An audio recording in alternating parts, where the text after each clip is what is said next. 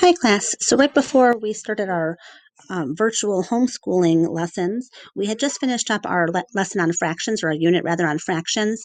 And I know it's one of the toughest units that we do in math. And so we will continue to kind of go back and do some practice skills on fractions throughout the remainder of the year. And I know some parents at home are trying to help out and maybe aren't quite familiar with what we've done at school. So I want to just do a quick refresher for students who maybe are struggling with fraction questions, and also to give a quick crash course to parents who are maybe helping out at home as well. So quick example here to begin with. So we know if we have, excuse me, if we have a whole picture that's divided into four equal pieces like this, we know that if we were to shade in one section, we would call that fraction 1/4. So we know that our numerator, or our top number, refers to the number of portions that are selected or colored, or the number that we're talking about.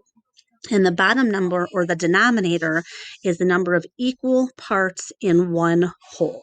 So those are some important things to keep in mind as we look at the next portion of these problems. So probably the toughest part that people struggle with the most often with fractions is looking at fractions on a number line. So we're going to look at an example with fractions on a number line. And this should look really familiar to students. We spent a lot of time on this. So if we were to look at a number line that looks something like this, and our 0 is 1, or I'm sorry, our 0 is here, and our 1 is over here at this location. And let's say that our selected location is right here, and I asked you to name that point on the number line. So to find our numerator, or our top number, we would count the spaces, or the hops it takes to get from the 0 to the star. So there would be 1 hop, 2 hops, and 3 hops. So to get to the selected location, we are 3 hops from the beginning. To find the denominator, we would find how many total pieces there are in the one whole thing on this number line.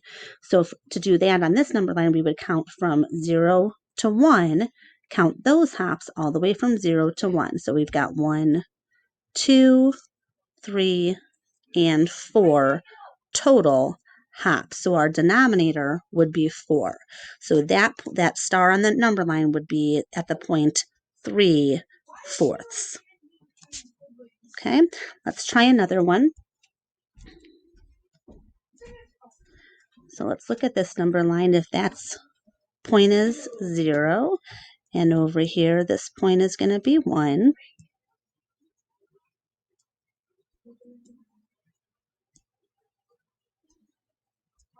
And let's say our star this time is right here.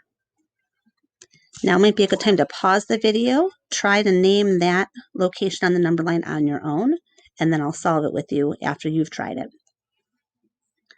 All right, so if you've tried this on your own, let's try it together now. So I'm going to do my numerator first. So my numerator is how far it is from 0 to the location on the number line. So I would hop 1, 2 spaces over. So that would be 2 for my numerator.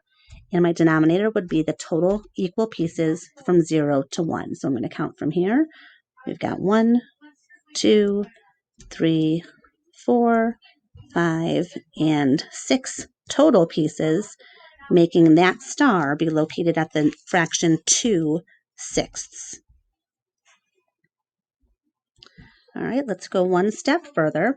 So what if my number line looked something like this? Now let's say my 0 is here, my 1 is here, and now let's say we go beyond 1 and my 2 is over there, let's say. I'm going to add a few more points, dividing my number line further, and I'm going to go ahead and put my star over here. The process is actually exactly the same. So the numerator is still the total number of hops to get from the 0 to the star. 1, 2, 3, 4, 5 hops to get to the star. And my denominator is still the total hops from 0 to 1. The common mistake here is people want to hop all the way to the end of the number line. We only want to hop from 0 to 1 because remember in that very first picture, we remember that our denominator tells us how many equal pieces are in one whole. Okay, so we're going to hop for the denominator only from 0 to 1. Here we go. So we're going to hop 1, 2, and 3. So our denominator is 3. In class, you should hopefully remember we talked about how when our numerator or our top number is greater than the bottom number or our denominator. So again, if our top number is bigger than our bottom number, then that represents a fraction greater than 1. So anytime we see a numerator or a top number that's greater than the bottom number, we know it's going to be somewhere after the whole number 1 on the number line. So I hope that helped a little bit refresh your memories about how we find fractions on a number line. And for parents who maybe don't remember or don't know exactly how we've solved these problems, I hope that helped a little bit to give a better understanding about how we've learned fractions on a number line. As always, if you have further questions, please feel free to give me a call or text me or email me or communicate via Classroom, Google Classroom, or whatever you need to do to ask questions. I'm always here to help. Thank you so much and good luck with your fractions.